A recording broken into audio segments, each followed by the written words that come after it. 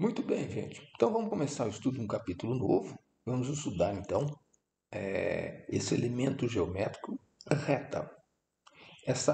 Esse capítulo aqui, para não ficar muito longo o estudo, eu separei em 4 aulas, tá? Então vamos ver a parte 1, que é o comecinho, depois a gente vê as outras partes desse capítulo. Então, nesse capítulo a gente tem alguns tipos de equações de reta que vocês vão trabalhar e vão fazer exercício com eles. Equação vetorial, as paramétricas, as simétricas e as reduzidas, equações reduzidas. Então vamos começar vendo a equação vetorial da reta. Bom, equação vetorial da reta. Como é que eu obtenho essa equação? Bom, considere um ponto fixo A de coordenadas x1, y1 e z1 e um vetor que vai ser a direção dessa reta de coordenadas ABC. Só existe uma reta, olha a ilustração aqui, ó. Só existe uma reta que passa pelo ponto A e que tem a direção desse vetor V. Só existe uma reta, certo? É intuitivo. Então tem-se o seguinte, ó, eu vou marcar um ponto aqui, um ponto coordenadas genéricas aqui, x, y, z. X, y, z. Esse ponto pertence à reta? Se esse ponto pertence à reta, o vetor AP, olha marcado aqui, ó, o vetor AP é um múltiplo do vetor V que dá a direção da reta. Então, o AP é um lambda vezes o V, é um múltiplo do V. Sendo assim, quem que é o vetor AP? As coordenadas de P menos coordenadas de A. P menos A é um múltiplo do vetor V, que é a direção da reta. Ou seja, P é o ponto A, então essa posição P aqui é a soma do ponto A mais o múltiplo do vetor V. Tá certo? Olha, tá vendo a equação vetorial? P é o ponto A mais um múltiplo do vetor. Eu traço aqui em vermelhinho logo o destaque. Então, você pode escrever esta equação aqui, resumido com letras P igual a mais lambda V, onde lambda é um número real, né? Exagerei aqui no meu grafado aqui, onde lambda é um número real. Ou pode escrever assim com coordenadas, ó, x, y, z é igual a x1, y1, z1, que são conhecidos, no ponto A, fixo, mais um múltiplo lambda real do vetor ABC, que é a direção da sua reta. Tá? Então, eu grafo aqui. Ó. Então, a equação vetorial da reta é registrada desta maneira.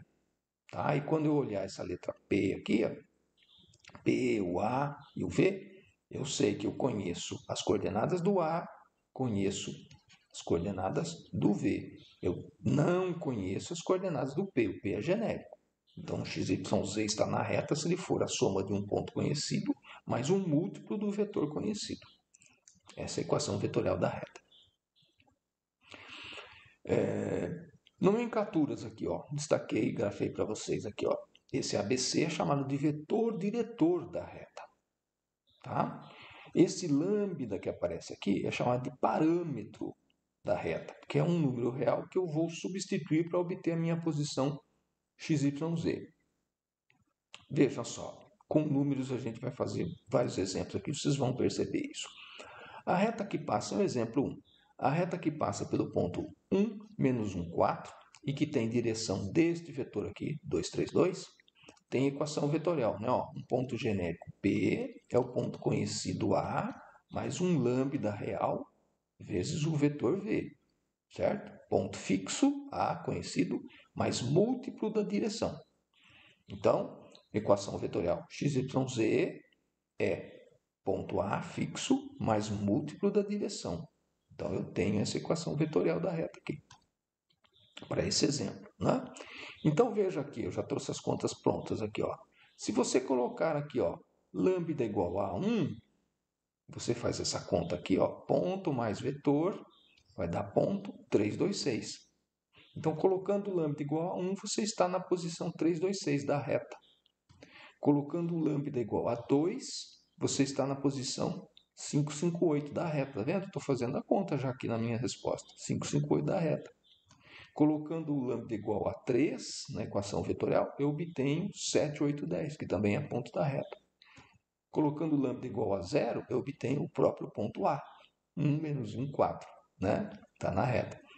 Colocando lambda negativo, menos 1, por exemplo, eu obtenho que menos 1, menos 4 e 2 pertence à reta. Então, à medida que você põe um número real aqui, lambda, você vai obtendo pontos da reta. Se você colocar, claro, né, se você colocar esses infinitos valores de lambda na equação da reta, você obtém os infinitos valores de x, y, z que percorrem a reta, tá? Então você tem essa ilustração aqui no livro, né?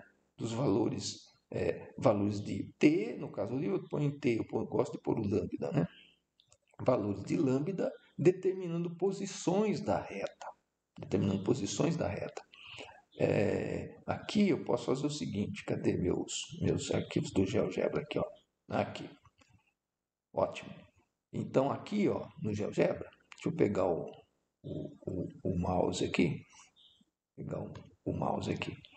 Então aqui no GeoGebra, aqui, ó, eu vou selecionar e vou mexer nos meus valores, tá vendo? Eu tenho um lambda aqui, ó. Eu já deixei tudo planejado. É esse exemplo, esse desenho que aparece no livro, aqui ele está dinâmico, ó. Eu tenho ponto A, tenho o vetor, eu tenho ponto A, tenho o vetor, deixa eu pegar o laserzinho aqui, ó. Tem o vetor V aqui, né? Tem o ponto A, e o P é obtido como A mais um múltiplo do vetor V. A mais um múltiplo do vetor V. Então eu volto a pegar aqui, ó. Ali, ó. Olha o ponto P percorrendo a reta. À medida que eu tenho valores de lambda, né, substituídos na equação vetorial, eu tenho pontos da reta. Tá bom? Então, se eu conseguisse, né, os infinitos valores de lambda reais, eu consigo os infinitos pontos da reta. Essa é a equação vetorial da reta. Tá bom? É claro que não dá para pôr no livro essa ilustração tridimensional aqui, né? E então você acha lá no livro essa ilustração, tá bom? Então vamos em frente. Sabe-se que o ponto P558 pertence à reta, né? Já foi verificado, né? Substituindo um lambda, você obtém 558 como ponto dessa reta aqui, da equação vetorial, ó. A mais lambda V, do exemplo anterior. Então, se existe... sabe-se não. 558 não. 558, perdão. Não tinha... tinha obtido aqui, ó. Tinha obtido aqui o 558, eu substituí 2 e obtive 558. Tá? Agora, se por acaso você conhecesse ou soubesse que o 558 estaria na reta, né? Sem saber que o lambda era 2, como é que você saberia o parâmetro que te daria essa posição? Eu faria o seguinte, ó. O ponto XYZ é coordenadas de A mais lambda vetor. Então, 558 são as coordenadas do A mais um múltiplo do vetor, um lambda zero vezes o vetor. E aí eu equaciono. 558 menos as coordenadas do A é múltiplo do vetor. E aí eu resolvo, faço a subtração dos pontos. 464 é um múltiplo de 232. Ora, aí agora já dá para você saber quem é esse lambda. Esse lambda aqui, ó, o dobro e o dobro. Esse lambda é 2. Então você tem, né, conhecidas as coordenadas do ponto da reta, existe apenas um lambda identificado com aquele ponto. Tá certo? Então, esse parâmetro aqui é real. O parâmetro é real. Você escolhe um lambda, você determina um ponto. E se você conhecer um ponto da reta, esse ponto determina apenas um lambda na equação que você está considerando. Apenas um lambda. Tá bom? Aí a gente fala assim, equação vetorial. Existem infinitas equações vetoriais de uma reta. Por exemplo, pegando o exemplo que a gente está trabalhando lá, ponto A e o vetor V com essas coordenadas, ó, essa é uma equação daquela reta que eu ilustrei lá no GeoGebra, que tem ilustração no livro. Veja, eu também posso considerar as coordenadas do ponto A e, em vez de eu pegar o V igual a 232, eu posso pegar o 2V. Eu posso pegar isso aqui como V, o 464. É a mesma direção. Mesma direção, né? E posso preservar o ponto A e pegar um outro múltiplo do V. Pegar o 3V e colocar aqui, ó. Isso aqui seria as coordenadas do vetor 3V. Esse 3V aqui seria o meu novo vetor V. Tá vendo? Essa equação é uma equação da reta considerada. Esta aqui é uma outra equação da reta considerada. Esta aqui é uma outra equação da reta considerada. Então, uma reta geométrica tem infinitas equações. Você pode trocar o vetor diretor, você não pode alterar a direção dele, né? Mas você pode trocar o módulo desse vetor diretor. E você tem outras equações da mesma reta. Né? Aqui eu acho que eu fiz mais duas ainda, ó. Trocando aqui, ó, trocando até o sentido. Peguei o vetor oposto para gerar a reta. Posso pegar o vetor oposto ao V.